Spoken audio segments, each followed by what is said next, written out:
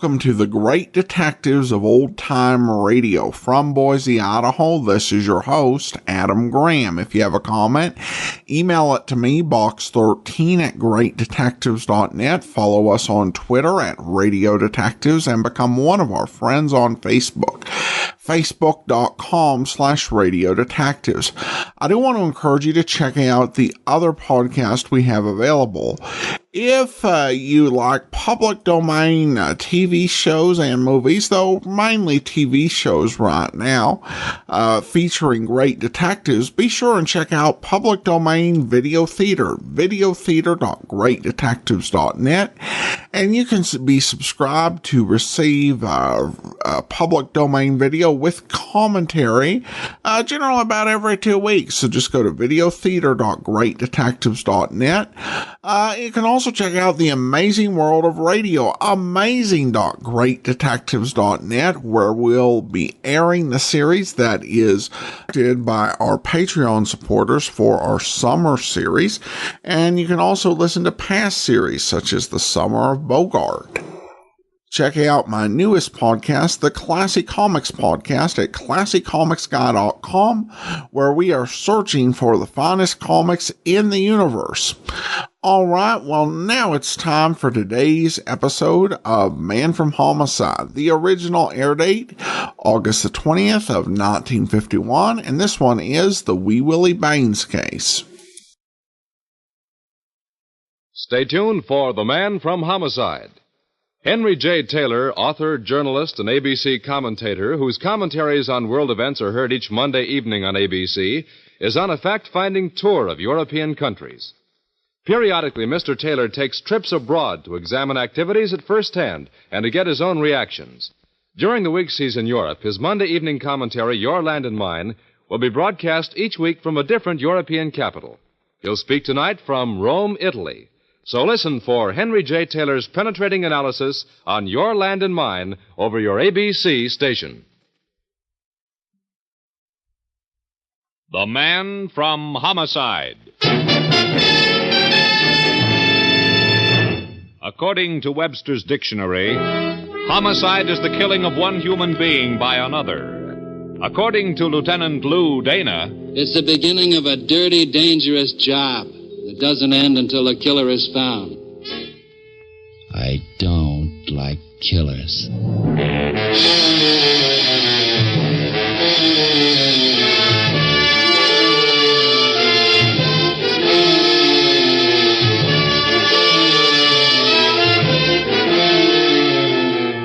Every week at this time, the American Broadcasting Company brings you transcribed the star of stage and screen, Dan Duryea, as Lieutenant Lou Dana, the Man from Homicide.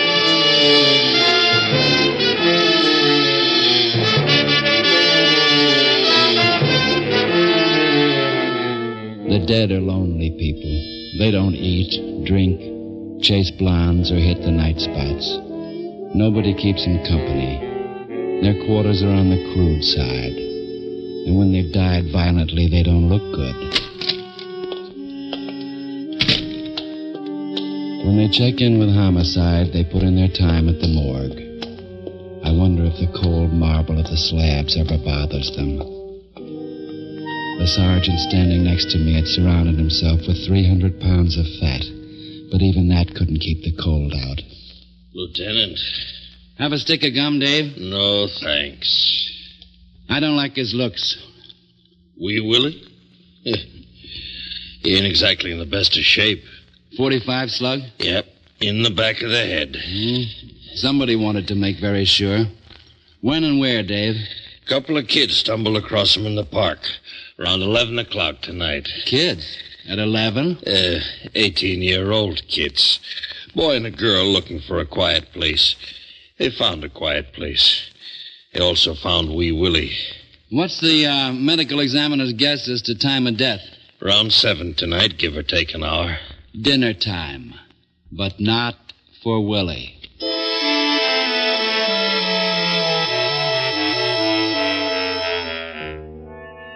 I'd seen Wee Willie.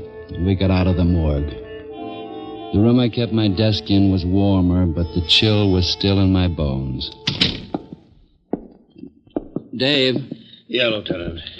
What was Willie Baines? 40 years ago, he was a kid in the slums. 10 years later, juvenile delinquent.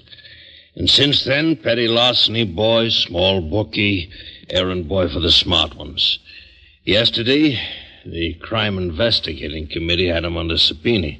And tonight, under the sod. Who was he working for? We're not sure, Lou. What was the Crime Commission going to ask him about? The weather? Captain Kowaleski checked through on that. One of the men on the governor's staff stuck Willie Baines' name on the list. Well? Yeah, but he had gone home. We'll get hold of him in the morning. Tonight. Lou. Yeah? Man's name is Schuyler. Old family and stuff. I'll make sure my fingernails are clean. Yeah, it's late. He might be asleep. He can be waked. He's political, Lou. I'll try not to hold that against him. Come on. I'll tell you a secret, Dave. I've decided not to run for president. The Schuyler place avoided its neighbors by several acres of manicured lawn and a high fence. The house itself was made of gray stone. Well-trained ivy framed the windows. The front door was so highly polished you could see your face in it.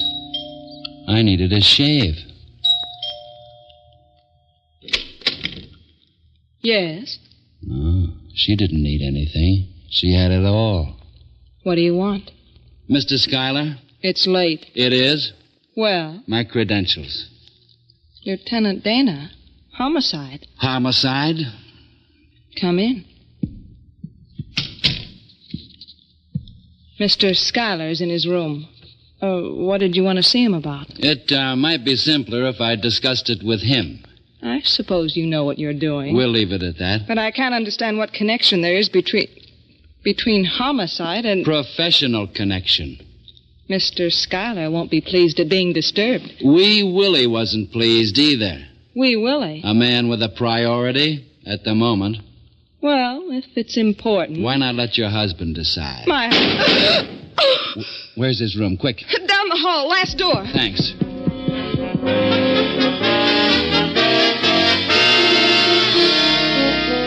I went down the hall, quick. The last door was standing open.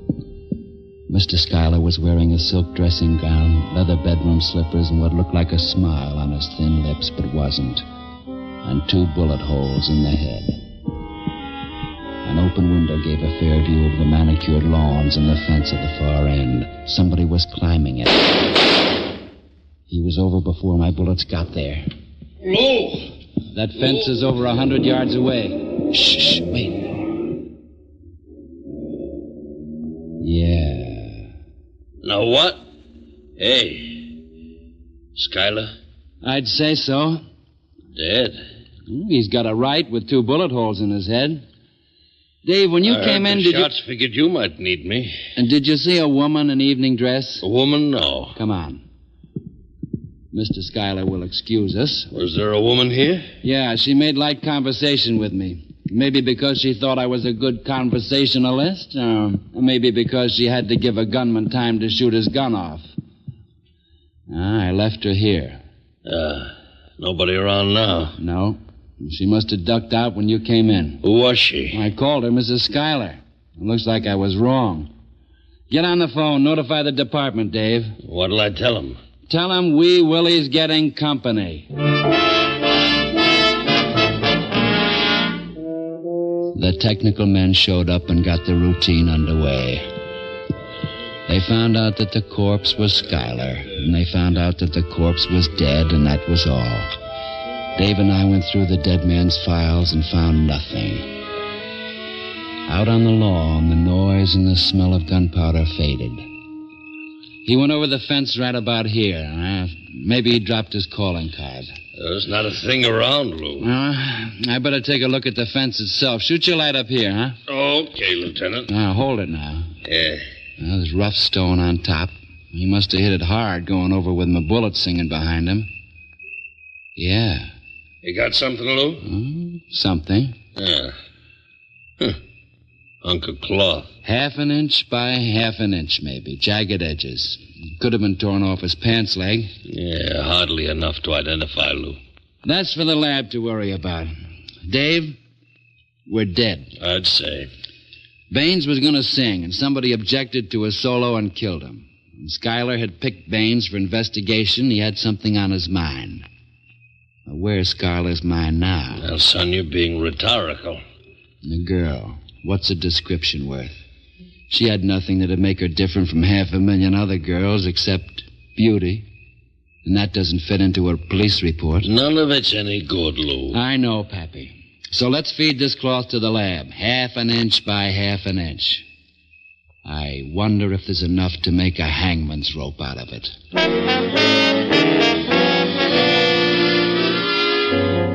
The lab was good. They had the cloth pattern tabbed in an hour. It was a tweed, an expensive tweed. Sketches were made up and every local mill questioned. It took them 4 hours to hit the mill that had woven the cloth. 20 minutes for a list of tailors they'd ship bolts to in the city. By that time, it was the next day, and 12 cops pounded pavement visiting tailors. Maybe I slept while in the chair behind my desk. I must have slept because I saw the girl's face and heard her voice again. It was quite a voice. Hey, Lieutenant. Yeah, Pappy? You ever try sleeping? Sure. Didn't care for it much, though. You got something? It's a maybe on one of the lists. Boy by the name of Stan Cochran bought a suit made out of that cloth 2 months ago. Keep going. Well, he's a Detroit boy. Had a little something to do with the Collier gang out there. The question is, what's he doing in this town? Uh-huh. You got an address? Yeah, Slocum Arms over on Van Dyke. That's nice, Dave. Go find a bed and lie down. Now, you've been gone just as long as I have. Sure, Pappy, but I don't have so much to carry around. You're dead on your feet. I'll let you know if Mr. Cochran ripped any suits recently.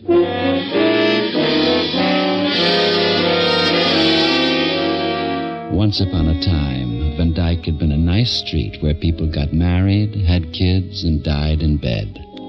That was a long time ago. Now, drunks and dirt, blind pigs, houses, and the Slocum Arms. A decaying palm and a cracked tub, cigar butts on the floor, and a quick turnover. Yeah? Stan Cochran. Who's that? Let's see your register. Give me a reason. I'm crazy about hotel registers. I don't like that reason. How about this? I don't like cops either. You and me both. The register. Okay. Thanks. That's funny. What is?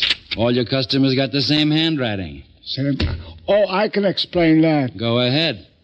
They can't write. Hey, let me go. Stan Cochran. Look, I'm telling you, the name ain't familiar. Look, get your hands off I'll wash him when I get home.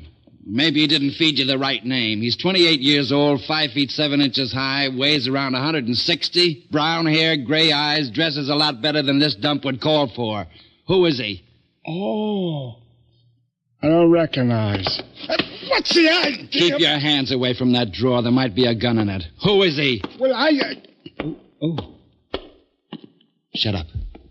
Bend over towards me. We're holding a confidential chat like that.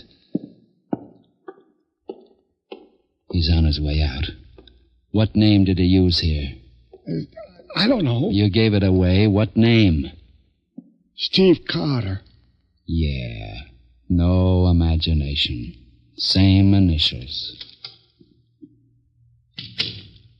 Gargle when you get home. Your throat will feel better. Goodbye.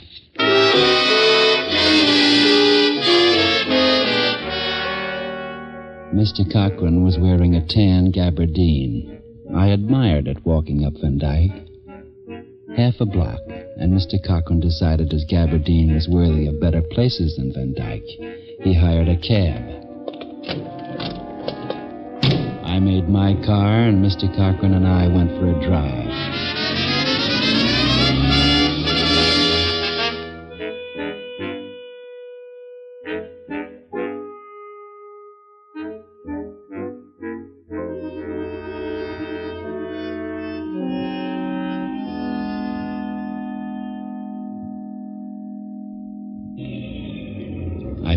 parked. Mr. Cochran paid his cab off, and it left. I got out of the car, and Mr. Cochran walked past the entrance to the Orange Turban. I ignored it, too. Mr. Cochran picked out the first alley beyond the nightclub and went down it. I gave him time and sampled the alley myself. A thin trickle of moonlight picked out garbage cans, empty milk bottles, and Mr. Cochran knocking on a door at the end of the alley.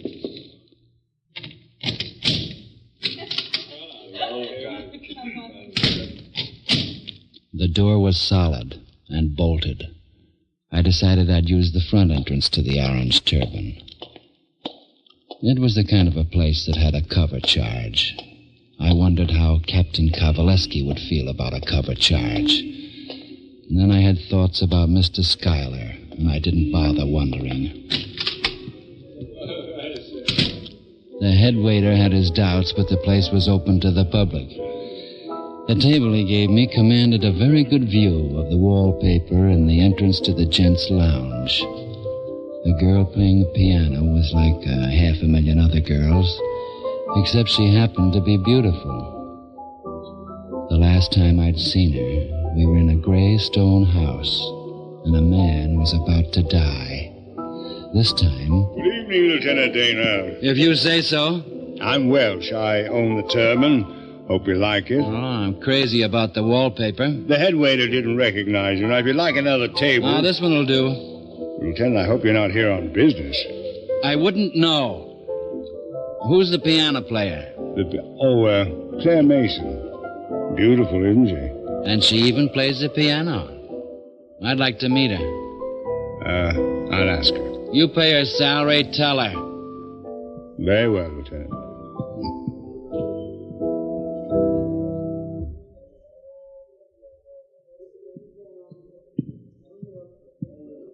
Hello. Mr. Welsh asked me to come. Sit down, Miss Mason. Thank you. It's even later I beg your pardon? than last night. I'm not sure I Last know. night was the night we met at Mr. Schuyler's. At Mr. Schuyler's? Who is Mr. Schuyler, Lieutenant Dana? Oh, like that, huh? You and I have never met before. I wouldn't have forgotten if we had. You're very beautiful. And how did you spend last night between the hours of 11 to 1, say? Why, Don't bother. You were here all the time. How many dead men have you ever seen? I don't think I've seen any. That's a shame. Everybody should see at least a few. Why? Then maybe more people than Homicide would hate killers. Welch got an office in the club? In the back of the building. Now, let's go visit him. I don't particularly want to. Your lawyer wouldn't be happy with your unwillingness. I don't have a lawyer. You will by the time you get to trial. I said let's go. I don't know what you're trying to accomplish, but... All right. I just want Welch to tell me that you were here all last night, too. It's through here. He'll tell you I was here. I know he will. But once he tells me, you see, I'll have a couple of accessories. You and Welch. Accessories to... Murder. That's what it always is, isn't it? Would you mind? Oh. I keep forgetting we first met in very high society. Sure.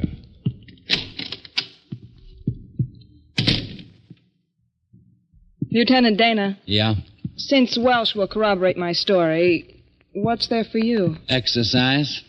Look, Miss Mason, if this were a book, it might turn out that you have a wicked twin sister. Or maybe somebody hypnotized you and the game you played at the Schuyler house wasn't your fault at all. But this isn't a book. We both know where you were last night. And one of us knows exactly why. The other has a very good idea.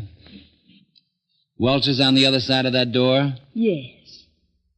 You're looking at me as if I were a can of somebody's ideal dog food. Am I? Yes. You're wrong. I'm nobody's ideal.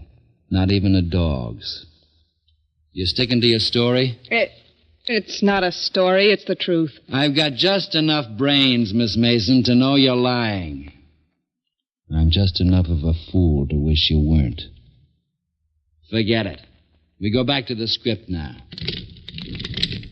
Keeps his door locked? Yeah. Go on, Miss Mason. It's Claire, Mr. Welsh, and the lieutenant. Oh, cute. What do you mean? Never mind. You know the answer to that one, too. Come in, come in. Just doing a little bookkeeping. Make yourselves comfortable. Thanks. Welch, where was Miss Mason at 11 o'clock last night? Claire? Why, here at the club, of course. And how do you know? Well, because I was here myself. How about 7 o'clock? 7? That one you need a minute for. Take it. I don't know what you mean. At 7, Claire and I were dining together. But she told We me were that dining together. Oh, neat. Very neat. What restaurant? No restaurant, Lieutenant. Claire happens to be a very fine cook, and she was kind enough to invite me to dinner at her apartment. Then she's got more talents than one. Why, you... Piano playing. Lieutenant, if you're going to be nasty... What else can I be? Look at the company I keep. Miss Mason, you're buying one alibi from Welsh. Know what he's getting in return? 2 alibis. 2? You know about Schuyler. You were there. I've already told you I wasn't. Save it. Welch offered to pull you out of that one by saying you were here. It'd be my word against the pair of you. You took his offer. In return for that, you've given him an alibi for 7 o'clock last night. We were together. What happened at 7 o'clock last night? A little man named Willie Baines had part of his head shot off with a .45. Oh, that one you didn't have down in your little book, huh? I didn't know. Claire, the man's trying to trap you. Shut up. I've got my right.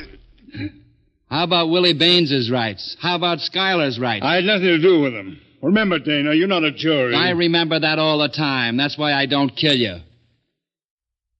All right, Miss Mason. I've nothing to say. You've got lots to say. It went like this. Schuyler was down here, saw you, decided your eyes held all the stars, and your lips were what a man dreams of.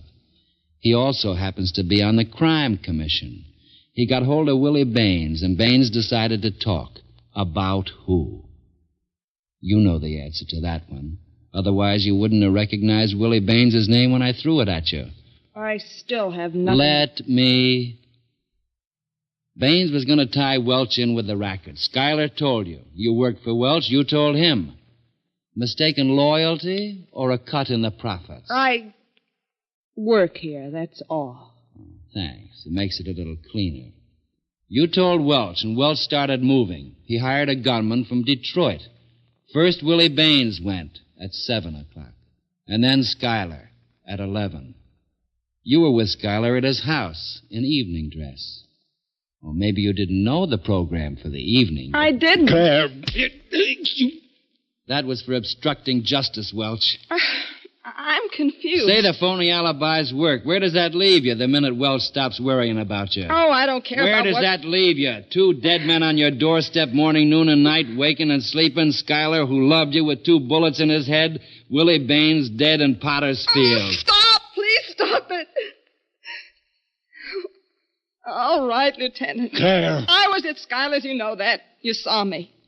It's 7. What? The lights. Claire, get down. Don't move.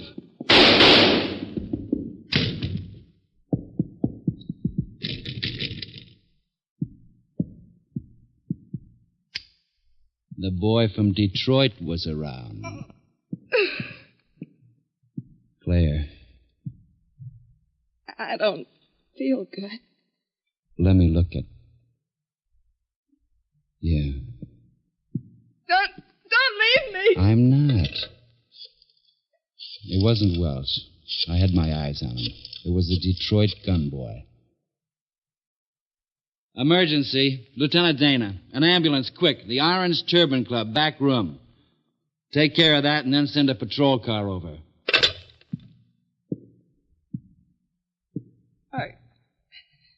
Lieutenant, I don't feel... There'll be a doctor here pretty quick. What chance?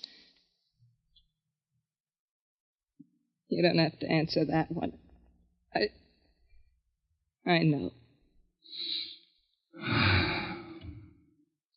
This isn't going to be easy.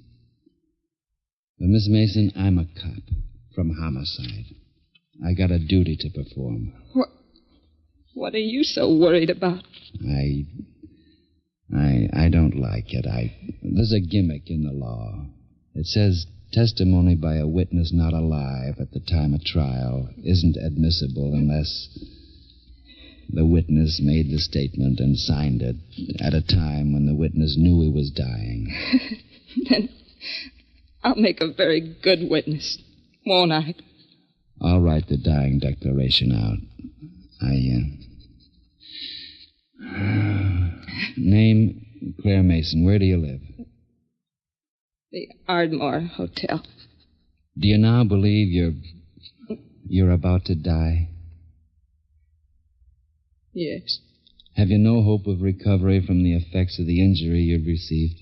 Isn't there any... No. I have no hope. I'll write the statement. You'll have to try to read it. All right.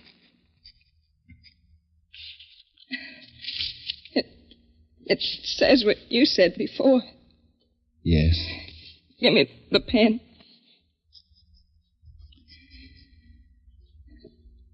That'll make up for Skylar and Willie.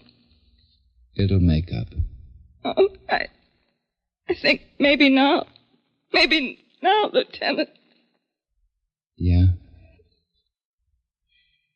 The way you figured it out, I wasn't so bad, was I? You weren't so bad. Lieutenant, you and I, we know, don't we, that really I was part of the... I don't know a thing except what's on this statement. Thanks, Lieutenant.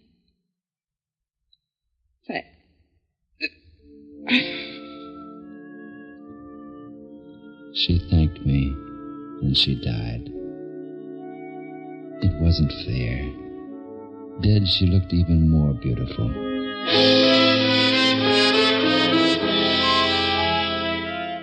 I got out before the ambulance and the squad car.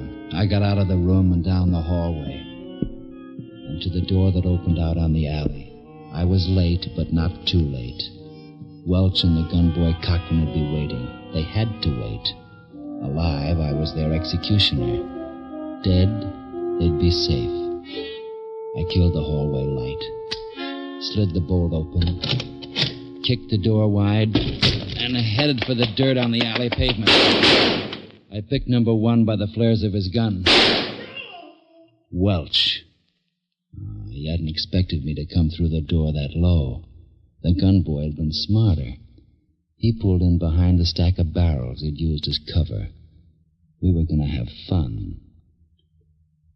Cochran, Welch is out. It's just you and me now. Come out. No? Then I'll come after you.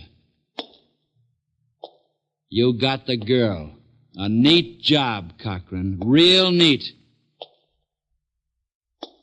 Not a word, Cochran? I'm coming after you. Not like Willie Baines, who tried to run. Not like Skylar, who didn't know it was coming.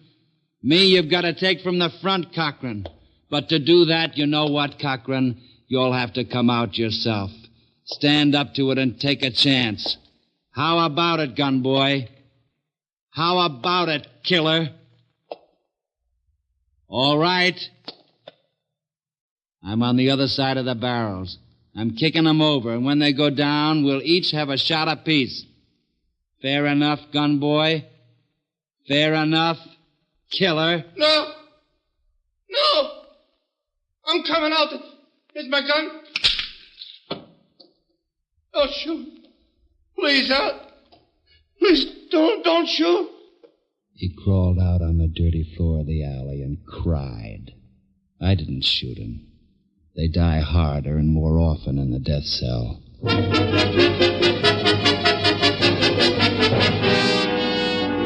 boys arrived and washed the thing up. I went back to headquarters. I wrote up my report with pen and ink on white paper. I attached Miss Mason's dying declaration to my report and threw it in the outgoing basket. In due time, the district attorney would use it in a court of law, and a murderer would die.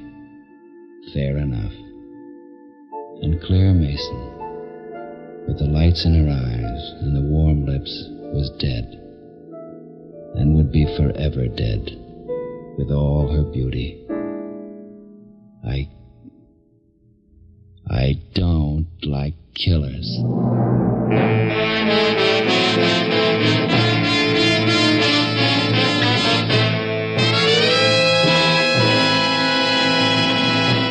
You have just heard Dan Duryea as the man from Homicide with Larry Dobkin as Dave. Ann Diamond was Claire, Jay Novello Welch. Music was by Basil Adlam.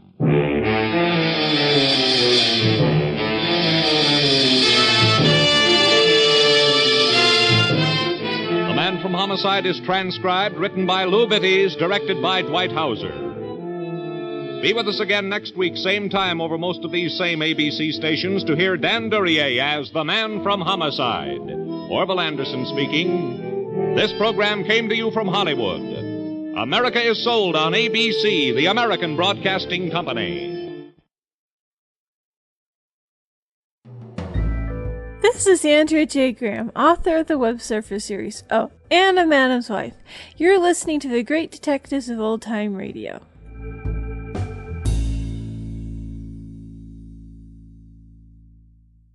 Welcome back. Well, not my favorite investigation, but I think it was a little bit more procedural as opposed to more hard-boiled like some of the other episodes. And we got to see a lot more of Dana's tender side just because the death scene took longer. And I think there was definitely a sincere sense of regret about what had happened. All right, well, now we have listener comments and feedback now, and we're getting a lot of comments regarding Man from Homicide. Joey writes, I love the dialogue. You have to love lines like, I don't like killers. Jonathan says, this series reminds me a lot of The Adventures of Philip Marlowe. Really hard-boiled and no nonsense. Can't wait to hear more. And then I have a comment from Amy who writes, I really enjoyed Dan Duryea after seeing him play all sorts of bad guys in films. This is a nice change. On the other hand, we also have a comment from Kim who writes in, this show has the wrong title. It should be called If You Thought Mike Hammer Was the Biggest Jerk on Radio, Lieutenant Dana is here to prove you wrong. But maybe that's a little long. How about Fun with Police Brutality? Well, to be clear, Mike Hammer actually came after this, but so they couldn't have titled it based on that. But I do understand your point, and I think the challenge with Lieutenant Dana's tough guy act, I mean, he doesn't like killers, but it's not just killers that he gets tough with in the course of his investigation. It's witnesses, it's people who don't necessarily know who did it to start with. And it's a challenge because unlike, say, Mike Hammer and some of the tougher private eyes, he actually does carry the badge. And as I've said before, I think this is trying to have Broadway's My Beat sort of vibe, but I don't think Danny Clover in the episodes I've heard of that has not really gone so much in for the physical intimidation. More poetic request for information. But yeah, it has some flaws, but I still think it's pretty enjoyable. But I appreciate all feedback sent regarding programs. All right, now some more listener comments. This one comes regarding replaying old programs. Mark writes, in comments after the latest episode of The Man from Homicide, the question of revisiting old episodes was again brought up. To my mind, the very nature of a podcast means that, should I wish to go back and revisit a show that's been played before, I can just go back and find the file. To play a show that's been played already means that something that hasn't played before is being supplanted, and that's not what I want. I'm not here talking about newly discovered episodes of a previously run series, as is the case with The Man from Homicide. Please cast my vote for keeping things fresh and directing those who want to listen to previously run episodes to the archives. Well, Mark, I definitely appreciate your view, and you're right that you can, go to greatdetectives.net and listen to any series that we've played. I think the great challenge here, and we pretty much maintain doing that for, we're in our 9th season, and the only series we ever replayed was Pat Novak for Hire, and that was to give some emphasis as we were introducing Dragnet onto the great detectives of old time radio, in the contrast that radio listeners would hear as, in fact, they went through a period where they were hearing both Pat Novak and Dragnet. Will that change as we go on? I think it probably will, and there are a couple of reasons why. The first is that my best guesstimate of the number of episodes that we have left outside of the unplayed episodes of the series that we're currently playing is that we've got about 800 to 1,000 episodes left, which, at this point, we've played about 2,500 episodes, so we're more than 75% through the existing stock of great detective programs that are out there. So eventually we would get to the point where, if the podcast continued, and I really would like it to, we would be playing things that we played previously. And I'd rather have some mix of fresh and stuff that we'd played before. So that's one consideration. Another is just drawing new listeners to the podcast. Certain series are draws. They're the type of thing that people will search for, and they'll stumble upon, and they'll start listening to the whole series. And just in terms of search engine optimization purposes, that we played something 8-9 years ago, is not going to be as good as something that we played more recently for generating traffic and getting new listeners on the site. People also approach the podcast in different ways. Some people, realize that this is, a whole lot of files, and they can pretty much go online, or, if they've got the Apple app, they can go and they can listen to most anything that we've ever played, and they go through and they kind of do the binge watch thing, only with binge listening, and go through, thousands of episodes of the program. And some people will go through the archives and search for things that they have played before. But for some people, this is the thing. They will listen to all the episodes in the main podcast feed, which I think our archive goes back about 200, 300 episodes that you can get off of the main feed. And then, after that, they listen daily to what comes in. And they really don't want to be bothered with digging through archives or other feeds to find the previous episodes. This is what they listen to. This is what they want to hear, and, is part of their day and part of their routine. So they may not be inclined or have the particular know-how to go back, over the whole series. And I've also, really when I started the series back around my 29th birthday, I really had, I think, somewhat of a different perspective on rerun material at all. Because I simply just did not want to ever do it. I kind of bristled too at the whole allegation the show was about nostalgia, and it's like these are not programs I'd ever, heard before.